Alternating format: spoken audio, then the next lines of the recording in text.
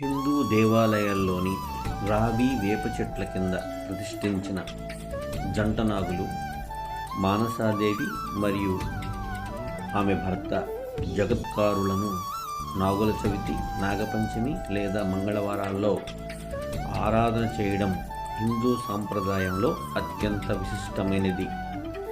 వీరిని దాంపత్య సుఖానికి ప్రతీకలుగా భావిస్తారు.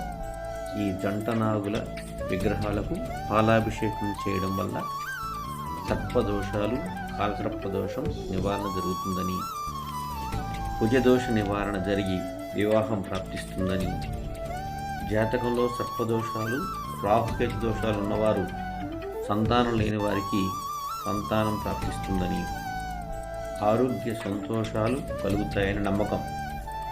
భార్యాభర్తల మధ్య అన్యోన్యత పెరిగి వైవాహిక జీవితంలోని దోషాలు తొలగిపోతాయని విశ్వసిస్తారు. ఈ జంట నాగులను సుబ్రహ్మణ్య స్వామికి ప్రతిరూపంగా పరిగణిస్తారు.